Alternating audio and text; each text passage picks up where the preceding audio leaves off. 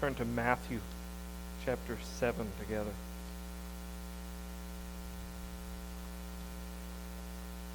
Father in heaven, I thank you that you have given us your word, that it can be a lamp to our feet, that all of it is breathed out by you and profitable for our instruction. Lord, I ask that you would instruct us today, that you would teach us to walk with you. We read in the Psalms that you are good because you teach sinners to walk in the way. And not one of us here has come to you except that you came to call sinners. You came to seek and to save the lost, and such were all of us. So, Lord, I ask that you would speak to us through your word, that you would teach us to follow you, that you would teach us to please you, and that you would comfort us. In Jesus' name, amen. Matthew chapter 7. We've been going through the book of Matthew. If you haven't been here in a while, and I know at least one of you, it's been a while. We've been going through the book of Matthew very slowly. I just noticed that I think today we're at a year. A year ago we started Matthew. We got sidetracked in the middle. And we're not going to get very far today. We're going to look at the first few verses of chapter 7. Judge not, that you be not judged. For with the judgment you pronounce, you will be judged, and with the measure you use, it will be measured to you. That's where we're going to spend most of our time today, but the next few verses give explanation. Why do you see the speck that is in your brother's eye, but do not notice the log that is in your own eye? Or how can you say to your brother, let me take the speck out of your eye, when there is the log in your own eye? You hypocrite! First take the log out of your own eye, then you will see clearly to take the speck out of your brother's eye. Do not give dogs what is holy, and do not throw your pearls before pigs, lest they trample them underfoot and turn to attack you. The question I want to ask today is, what does he mean, judge not? If he meant never judge anybody ever, that would be great, because that would be easy. That would be very easy to apply. If he meant only judge people who are wrong or bad, that would be a little bit harder, but still pretty easy to apply. And you can find people who do both of those things. Probably if I have a tendency, I lean too far towards not judging anybody. And I need to be told, there's a time, actually. We know he doesn't mean don't ever judge anybody, because in verse 6 he says, do not give dogs what is holy. Well, how do you know who's a dog? That's going to take some judgment. If anything is judging people, it's deciding who's a dog and who's a pig and who's not. That's not just a judgment, that's a harsh judgment. So apparently there are times to make judgments. He doesn't mean never make any judgment.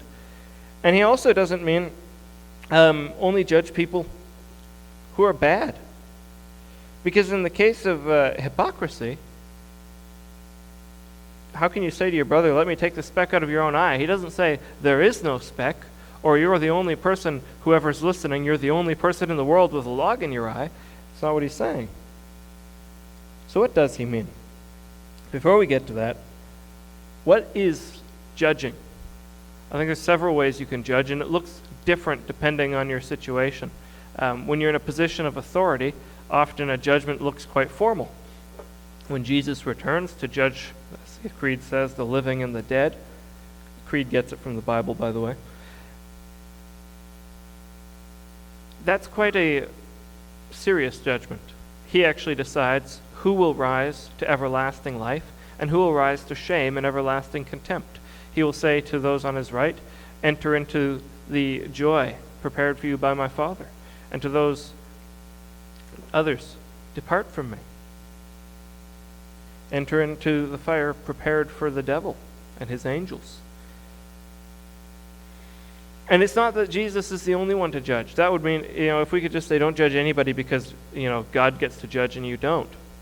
Well, that can't be what it means, because Jesus actually gives the church authority to judge in the book of Matthew. He gives them the keys of the kingdom, and he tells them the judgments they pronounce, whoever you forgive will be forgiven, whatever you bind on earth. You see this play out in the rest of the New Testament.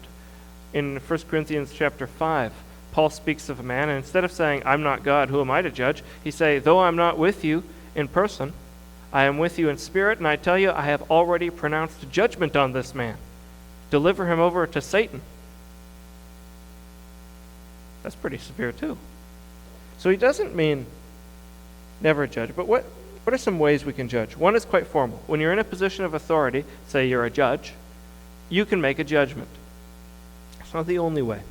I'll show you from a few passages other ways. Let's look at James chapter 2. We'll be back in Matthew before too long, so keep a finger there. James chapter 2, this is a pretty relatable instance, I think. We can all imagine this sort of thing happening. James chapter 2, verse 2. If a man is wearing a gold ring and fine clothes, and he comes into your assembly. Assembly, by the way, the word church means assembly. So we're talking about somebody comes to church, and a poor man in shabby clothing also comes in. If you pay attention to the one who wears fine clothing, and you say, you sit here in a good place, well, you say to the poor man, you stand over there, or sit down at my feet. Have you not then made distinctions among yourselves and become judges with evil thoughts? That's a way you can be a judge. There you're not saying this person goes to heaven, this person goes to hell. You're not saying this person gets to be in the church and this person gets to be out, but you're making distinctions. Somebody comes in with, I don't know. I could pick on people who don't exist and aren't in Swift Current. Somebody with a spiky purple mohawk and like a ridiculous, swastika tattoo comes in, and then somebody comes in a nice suit. And we don't get to make distinctions and say, we get. In fact, I like how we do this. These pews, they're all the same, except for those ones. Those two chairs, they're set apart. We're gonna get the really fancy people. You get a chair with armrests. But we've laid out the church specifically so that nobody gets a super nice seat. There are no nice seats. We all come before God the same. But there's a bigger principle here. You can judge by just deciding, I'm going to treat this person differently. I'm going to treat this person differently. That's a judgment. Now, I'm not saying you can never make judgments. Paul makes judgments. In Titus chapter 3, I believe it's verse 14, he says, as for a divisive person, after warning him once, then twice, have nothing to do with him. Well, that's a distinction. I'm going to take a divisive person, and I'm going to treat him one way. I'm going to have nothing to do with him. I'm not going to spend my energy on helping him.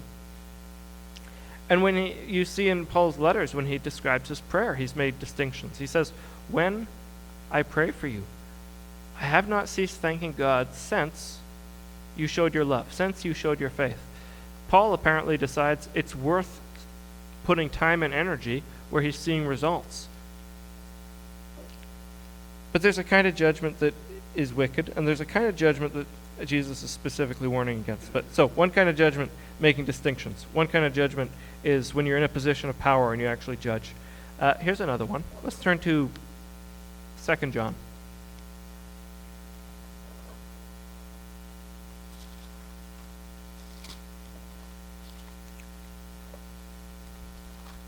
So small it's hard to get to. You've got to be exactly the right page. 2 John, by the way, he's dealing with a rather particular issue. Missionaries who travel and come to your church often to share. Paul would do this often. He would go to the churches he'd already been to, and he would go to churches he hadn't been to, and he would share news of how the gospel was spreading to encourage the believers. And he would go to places, and he would just be there to build them up. He speaks in Romans of how he longs to see them again. But God hasn't let him yet, so that he might give them a spiritual gift. That is, that they might be mutually encouraged by one another's faith. Missionaries would do this often, and Paul wasn't the only one. Some of them were awful. Some of them went about because actually they wanted money. Some of them went about because actually they had their own ideas that were justifications for sin and all kinds of issues. There were people going about that the Apostle John warns, you should not let these missionaries into your church. So in verse 10 of 2 John, he says, if anyone comes to you and does not bring this teaching, being the teaching of Christ, do not receive him into your house or give him any greeting. For whoever greets him takes part in his wicked works. This is a kind of judgment you're pronouncing on this sort of person. You're having nothing to do with him. You're not bringing him into your house. You're not showing him hospitality. You're not greeting him. You're certainly not giving him an opportunity to come preach at your church and share how Jesus isn't God or whatever he's going to say. We've got three so far. Formal judgments, distinctions, and this avoidance. And I'll give you one more. Mark chapter 9. You'll notice with these, there's good times and bad times. There's times to make distinctions. There's times to avoid someone, to have nothing to do with them. In another passage, Paul speaks of having nothing to do with such a one. This is 1 Thessalonians. Don't regard him as an enemy, but as a brother. But there's still a sense of have nothing to do with such a one. And so, by avoiding, you're making a judgment. Mark chapter 9, verse 38. John said to Jesus, "Teacher, we saw someone casting out demons in your name, and we tried to stop him because he was not following us." Jesus said, "Do not stop him, for no one who does a mighty work in my name will be able soon afterward to speak evil of me. For the one who is not against us is for us. For truly I say to you, whoever gives you a cup of water to drink because you belong to Christ will by no means lose his reward." All I want to point out here is that John decided these guys are our opponents. We're going to try to stop them. That is a way of making a judgment about somebody. You can decide, I've met this person and I think that he is my enemy and I'm going to do what I can to stop him. I've given just 4. There are lots of ways you can make judgments. But my point is, there are different ways you can make judgments. What is Jesus telling us to be careful of here? What are we being told? Judge not that you be not judged. For with the judgment you pronounce, you will be judged, and with the measure you use, it will be measured to you. I think this verse is fairly self-explanatory. It goes right alongside the other things he's been saying. He has said, if you forgive others their trespasses, your Father will also forgive you your trespasses. In other words, if you are merciful towards others, if you forgive others, God will forgive you. Or if you, rather than judging, forgive, then God, rather than judging, will forgive. There's a condemnation you can give that is unreasonable in light of your forgiveness. Now, I want to be clear. That doesn't, you could read this in a way that is so out of context and so ridiculous that I almost feel it isn't worth mentioning. But you could read this as though good and evil don't exist. For Jesus, good and evil exist. He's not afraid to talk about good and evil. He's very clear that there are those who enter the kingdom and those who don't. In fact, that's what this sermon he's in the middle of, Matthew 5, 6, and 7, is about. The kingdom of heaven. Who enters it? He gets there later in this chapter. So he isn't saying you pretend that evil isn't that bad and God will pretend your evil isn't that bad. But there's a condemnation you shouldn't have towards others in light of your own forgiveness. It also goes alongside, do unto others as you would have others do to you, which is in the same section. You shouldn't judge people in a way you wouldn't want to be judged. And that doesn't mean you find someone who's in terrible sin and you say, I'm not going to judge you. It's all good. Nobody cares. Sin's fine. That should not be how you want to be judged. You should desire to grow. You should desire to repent. But somebody could come into the church and you could decide, this person's not worth my time. I want this person to grow, but this person's never going to grow. Is that how you want God to treat you? I'm going to walk us through some examples for this. The first couple verses here, I think the issue is the degree of judgment. Judge not that you may be not judged. You can judge with a severity and a harshness that will turn back on you. If you judge others severely, God judges us severely. But if we judge mercifully, then God judges mercifully. And if we forgive, God forgives. Give you a few examples, and I apologize if you don't like things that are contentious. We're going to talk about 3 things that are highly contentious. One of them being petty squabbles or personal squabbles. One of the things that we want to judge others for, I think we have a natural tendency this way, is we judge them when we are personally hurt by their actions. I could forgive a lot of people. I have friends who have done bad things to other people. You know what I mean? But if they do it to me, all of a sudden, it's like, how dare they? What kind of awful person does that to me? That's arbitrary, isn't it? Judge not, that be not judged. If you're going to hold everything somebody does to you against them, oh, this person slighted me, so now I'm going to avoid them. This person slighted me, so they'd better not expect to get anything from me. This person slighted me, so I'm going to treat them like an unbeliever. This person slighted me, so I'm going to slander them. What about when you do things to anybody? How do we want God to treat us? Now, I said 3 contentious ones. I started with, I don't think that's very contentious. We all know that people are like that. We all know that we ourselves have a tendency,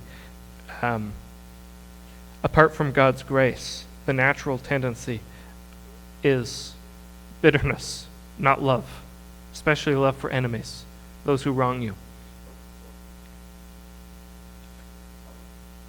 But here's a more contentious one. What about, going least to most contentious, what about terrible doctrine? There's some churches in town I think have a few things really wrong, especially if you just go beyond Swift Current. There's churches in Europe that are super wrong. There's atheist pastors now. You heard about this? As a pastor, I want to look down on these atheist pastors. What do I learn from Judge Not?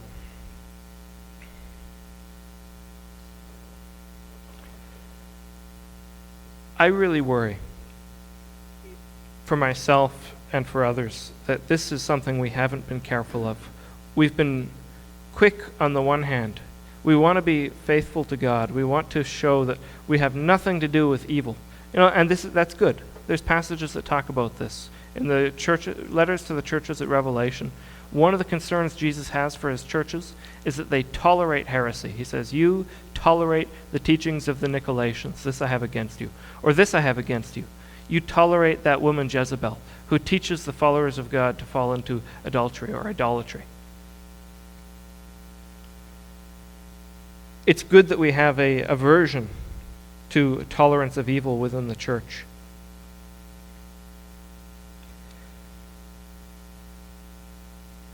But I do worry that sometimes we are too quick to pass judgment on people that we barely know.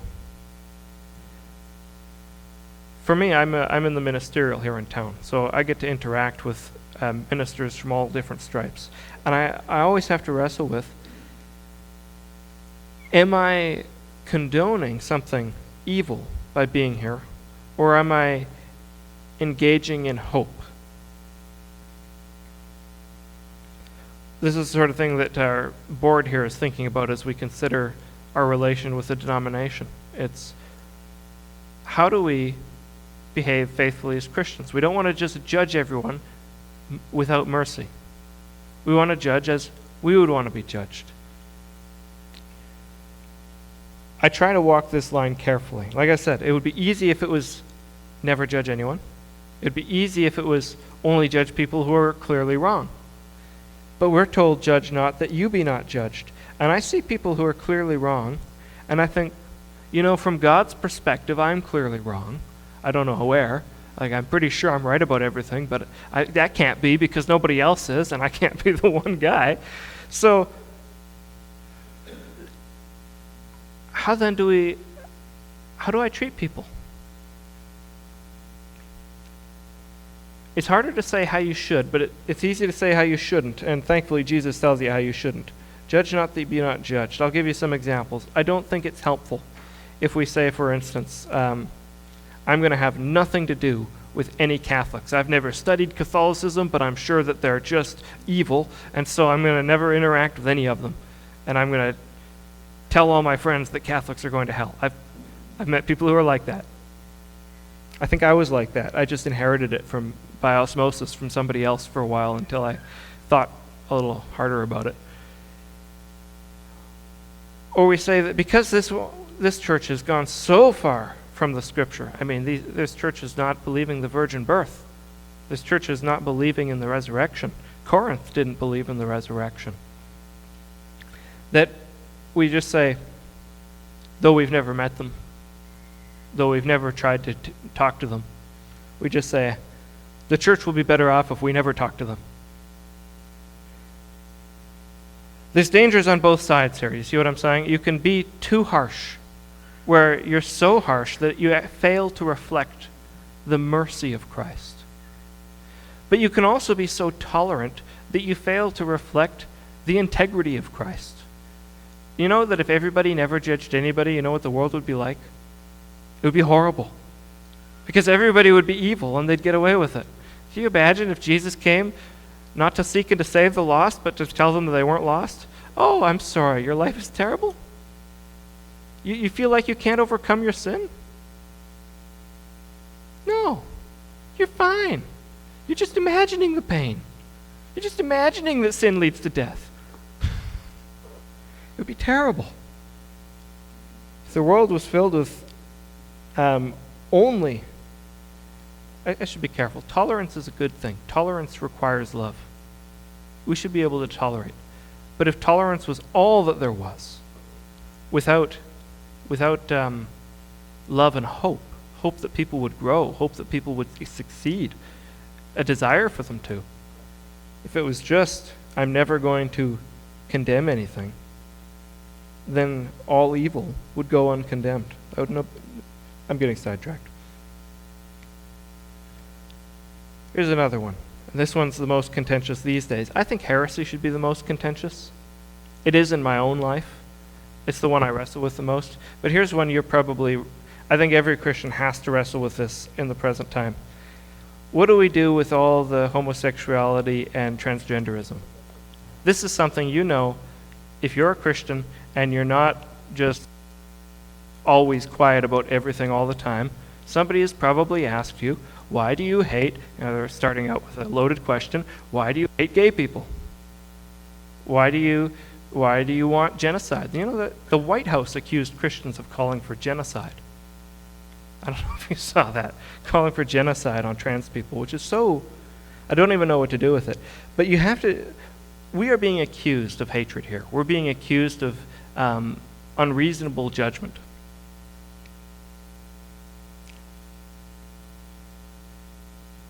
And we could read this and say, judge not that you be not judged. And the easy thing would be to do, okay, phew, I'm so glad I don't have to judge them, because if I judged them, they'd hate me. And Jesus says not to judge people, so phew, I'm good.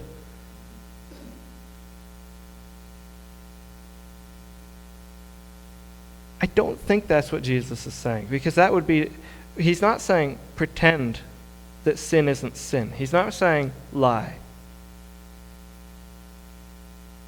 I do think what he says in verse 6 has a lot of application. Do not give dogs what is holy. Do not throw your pearls before pigs. And that's a judgment on my part. I have noticed a tendency, especially the transgender movement for whatever reason, is extremely hateful. And I know that if I come and I say, hey, I think you're in danger of really messing up your life here. You're making some irreversible decisions, possibly, or even for the moment, just decisions that are, what's with hating your parents? What's with anybody who tries to correct you, hating them? This is not good. I know that if I come to someone and say, hey, you've got a speck in your eye, a big speck, and it's going to hurt, they're going to say, oh yeah? I'm going to punch you in the face. There's a time to judge not because you incur judgment on yourself. There's a time to judge not because you incur man's judgment on yourself. And again here, there's an out, because you can say, oh, phew, now I don't have to judge because I'm allowed to be concerned for my safety.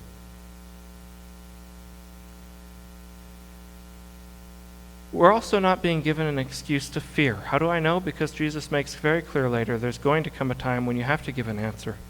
In his day it was, you'll be pulled before the Sanhedrin. And this will be your opportunity to witness. And he didn't tell them to be afraid. He said, fear not, for I am with you. What do we do with these kind of movements? I'm going to suggest, it's a simple suggestion. Let's judge as we would be judged. Let's forgive as we want to be forgiven. Let's hold out hope. Let's be clear. But there is clearly a kind of judgment that is unhelpful. There's some people, I'm not going to name them. Thankfully, you can be thankful I'm not on Facebook, so if you're one of these people, I'm not calling on you directly. There's some people that go on Facebook and they just say, here are the sins in the world. You all need to repent. And because they're on Facebook, nobody's able to really hurt them about it.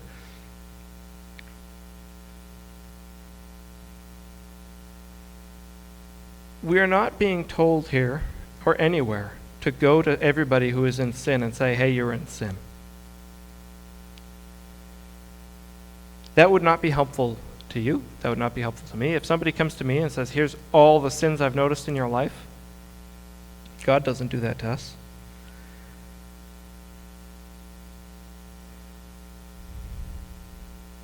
I do believe there are Christians who judge the world in such a way that they encourage God's judgment on themselves. Because it's merciless. It doesn't take into account that they've been forgiven. I think probably they fall under what he says in verse 5, you hypocrite. First take the log out of your own eye. Now some people think that means you have to overcome a particular sin, and then you can deal with people who are struggling with that particular sin. I think that's too wooden, not helpful. When Nathan the prophet, 2 Samuel 12, came to David, and he said, in a certain city there were two men, a rich man and a poor man. And the rich man, he had many goats, he had many herds, he had a flock. And the poor man, he had but one ewe. And he raised it as his own. It was like a daughter to him. It sat at his table and ate with his children. And when the rich man hosted a traveler, he didn't want to kill any of his own animals, so he slaughtered his neighbor's ewe and gave it to his guest. And David said, that man deserves to die. And Nathan, of course, says, David, you are that man. For you have taken the wife of Uriah the Hittite and had him killed. David didn't recognize in this because he hadn't taken a ewe. He didn't recognize his own sin in it. And I think very often this is the case. You look down on some sin that you think you don't struggle with, and you're blind to the one you do struggle with. And that's really the issue, is obedience. You're upset with someone for not following God, and it's like, well, do you follow God? Here's one. Judge not that you be not judged. I take to mean basically, be merciful. Don't be harsh. Don't be needlessly severe. Love. That's what we're told in the chapter. This is what fulfills the law and the prophets. Love your neighbor. Love God. You can judge in a way that's not loving, and you can judge in a way that is.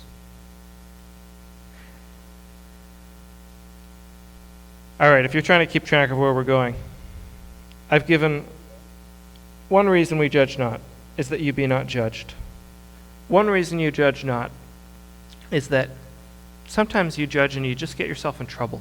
And there's a time to be careful. There's a time to be bold and there's a time to be careful, and it takes wisdom to know which is which.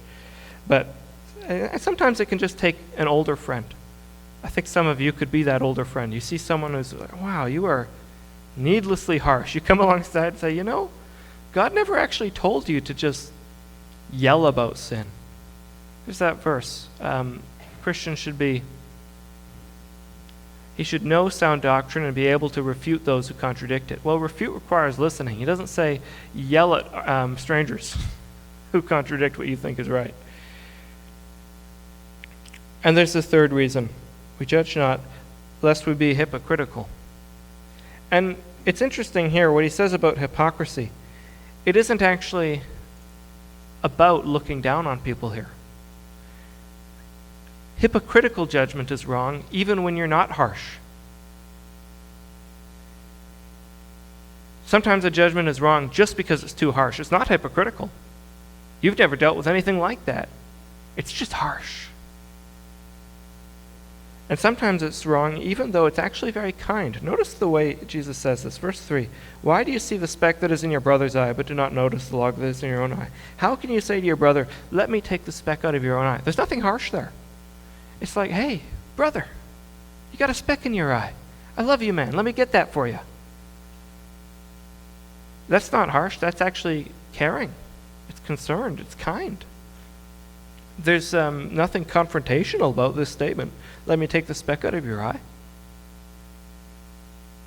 It's a pearl being cast before a saint, if you will. But the problem here is hypocrisy.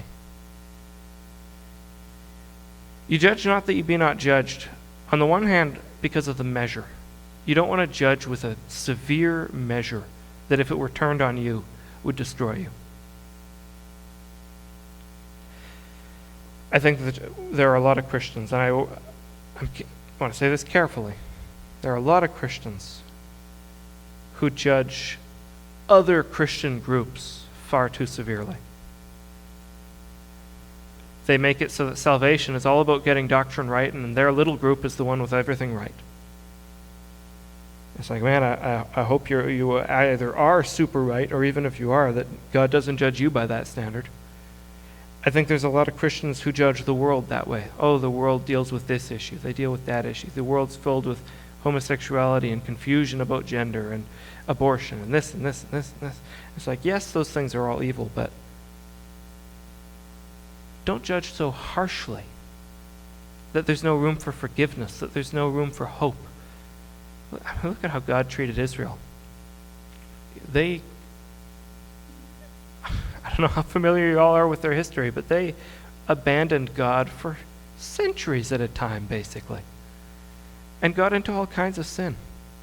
And God at every step was waiting and there for them. It says in Chronicles, when the temple's built, when they turn away, they dedicate the temple and say, God, may you be there ready for them. May you be willing to hear from them when they cry and turn back to you. God is merciful. Mercy triumphs over judgment. And you judge that you may not be judged in terms of hypocrisy, because if you judge hypocritically, you bring judgment on yourself. And you judge that you may not judged, because if you judge others foolishly, carelessly, sometimes you incur the wrath of man. You can go around judging everybody in a way that you actually just make everybody upset with you. And sometimes everybody can see it but you. All three of these, I believe Jesus is warning us against. Don't be harsh, don't be hypocritical, and don't be an idiot. Don't get yourself in trouble over nothing. There's a time the best thing to do is just to keep quiet, even though you're right. Just get yourself in trouble. The gospel imperative is not go get yourself in trouble. It's be my witnesses. Like I said at the beginning, it would be easy if it was just never judge anybody. I could do that. I could never say anything hurtful. Then maybe no one would hurt me, except God, because he actually needs us to be truthful as well. And it's not only judge people who are wrong, because there's actually times when, even though people are wrong, you judge either hypocritically or harshly or foolishly. For each of us in our life, we constantly have to make decisions about how we treat people. And I don't believe that what Jesus has given us is a formula. You can't just take this and plug it into your life. If you want to follow Jesus, you're going to need to pray for wisdom and carefully consider, what does this look like for me? What does this look like when I am dealing with so-and-so? How does this look like when I consider this or that group? Not just when people are in front of you, but when they're not around. How do I speak about people I disagree with? How do I speak about people I know are in sin? How do I reflect Christ's mercy without losing integrity? Let's ask God for wisdom together. Father,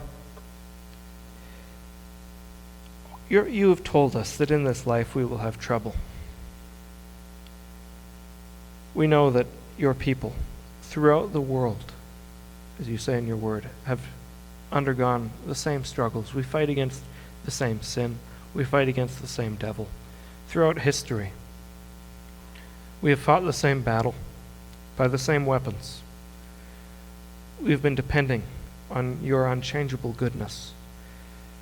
Yet when we look around, sometimes it seems like we've been born in a very difficult time.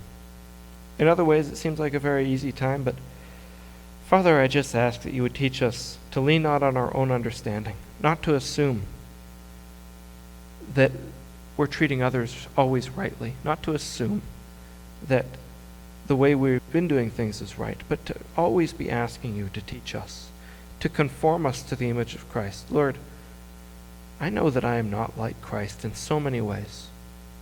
I ask that you would, in your time,